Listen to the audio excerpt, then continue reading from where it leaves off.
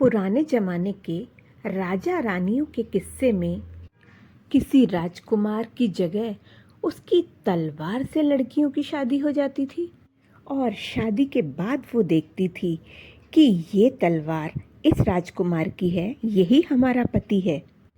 ऐसे ही एक छोटी सी चीज़ अदरक वाली चाय पीकर कोई कैसे अपनी बिटिया का रिश्ता पक्का कर सकता है। आइए सुनते हैं इस प्यारी सी मनोरंजक कहानी में। नमस्ते, मैं नेहा। मैं आज मेरी शादी किस मनोरंजक ढंग से तय हुई आपको बता रही हूँ। एक नई कॉलोनी में हम रहने पहुँचे तो माँ की तुरंत ही आस पड़ोस में जान पहचान हो गई। पास ही एक सभ्य परिवार रहता था जो हमारे ही क्षेत्र से संबंधित था, तो स्वाभाविक रूप से उन आंटी से माँ की दोस्ती कुछ ज़्यादा ही घनिष्ठ हो गई और कुछ समय में दोनों बहुत अच्छी दोस्त बन गईं। आजकल की व्यस्त दिनचर्या में रोज रोज तो किसी के यहाँ जाना होता नहीं, पर ऑफिस या बाहर आते जाते वो आंटी अक्सर ही दिखाई पड़ जाती। थोड़ी जान पहचान हुई तो मैं भी उन्हें नमस्ते कर दिया करती थी। जॉब की व्यस्तता के कारण मैं तो घर के आसपास कौन रहता है ये नहीं जानती थी, पर माँ की धीरे धीरे सोसाइटी में रहने वाली कई आंटियों से दोस्ती हो गई। माँ अक्सर ही कुछ बातें आसपास के बारे में बताती रहती। एक बार हमारे घर मम्मी की किटी पार्टी थी। उस दिन मैंने वर्क फ्रॉम होम लेके रखा था। व्यस्तता के कारण मैं मम्मी की घर कामों में कम ही सहायता कर पाती हूँ, पर किटी वाले दिन थोड़ा समय होने के कारण घर सजाने और किचन के कामों में मैंने मम्मी की थोड़ी मदद कर दी। वैसे मम्मी अक्सर डांट के या प्यार से कोई भी काम करते समय मुझे या भाई को बुलाकर उस काम के बारे में या खाने की चीज़ बनाने के बारे में बताती जाती। कहती, अभी बनाते नहीं तो क्या, सिर्फ ध्यान रखना चाहिए। ध्यान में रहेगा तो जब स्वयं बनाओगे तो परेशानी नहीं होगी। किटी में सबने घर की बहुत तारीफ करी और गार्डन की भी। तब मम्मी की आंखों की चमक देखने लायक थी।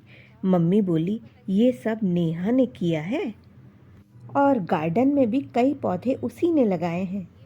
मम्मी की जो बेस्ट फ्रेंड आंटी थी वह बोली तो कुछ नहीं, पर जाते समय एक पौधा अपने घर ले गई। बोली, तुम्हारे घर में 2-3 दिखाई दे रहे हैं, मैं एक ले जा रही हूँ। मम्मी मुस्कुरा दी। ऐसे ही कुछ समय बीत गया। एक दिन मम्मी किसी काम से उनके घर गई तो वह आंटी सब्जी ले रही थी। सब्जी वाला बोला, दीदी अदरक नहीं ला पाया आज। वह बोली, अरे अदरक बिल्कुल ख़त्म हो गया है, इसीलिए तो कल मैंने तुमसे बोला था। तभी मम्मी मजाक में बोल पड़ी, अरे दीदी, मैं तो आज सोच के आई थी कि बहुत दिन हो गए आपके हाथ की अदरक वाली चाय पीऊंगी, और आपके घर तो अदरक ही ख़त्म हो गया। वह मुस्कुराते हुए मम्मी से बोली, आओ चलो अंदर चलें। अंदर उन्होंने सब्जियां रखी और मम्मी से बोली, आओ गार्डन में चलते हैं।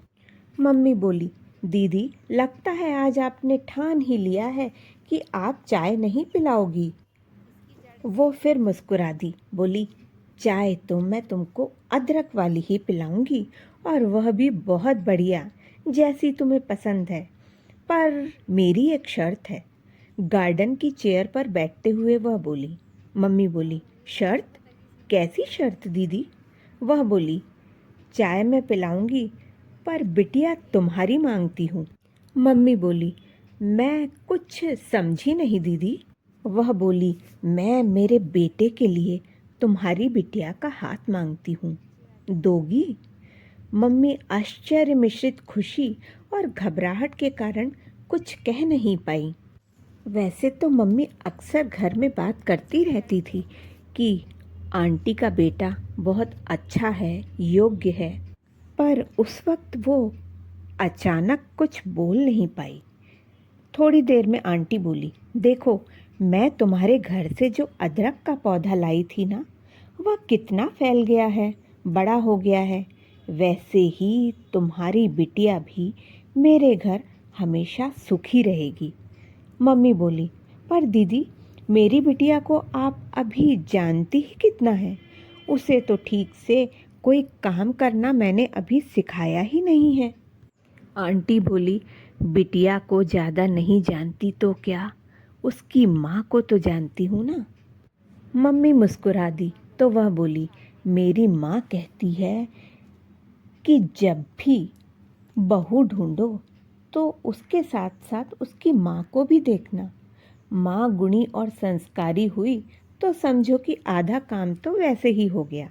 और वैसे भी मैं तो मिल ही चुकी हूँ तुम्हारी बिटिया से, और मेरे बेटे ने भी आते जाते उसे देखा है और उसे भी वह पसंद है। अब तुम और तुम्हारे परिवार वाले हाँ कह दें बस। मम्मी बोली, मेरी तरफ से तो हाँ है दीदी, बस परिवार वाले और विशेषकर बच्चे आपस में मिल लें, एक दूसरे को समझ लें, वे हाँ कह दें तो खुशी की बात है।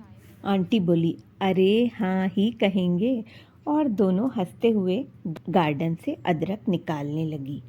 आंटी बोली, बहुत अच्छा अदरक है, थोड़ा सा डालो और बहुत स्वाद आता है। जब घर में अदरक ख़त्म हो जाता है तभी मैं गार्डन से थोड़ा सा निकाल के उपयोग में लाती हूँ। माँ बोली, और हाँ, कितना फल फूल रहा है अदरक का पौधा आपके घर। लगता है जैसे यह यहाँ बहुत खुश है और अपने स्वाद और खुशबू से आप सबका भी मन मोह रहा है।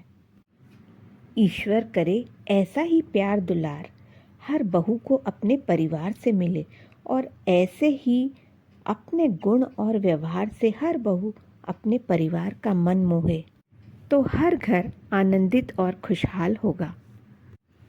दोस्तों, आशा है आपको कहानी अवश्य पसंद आई होगी।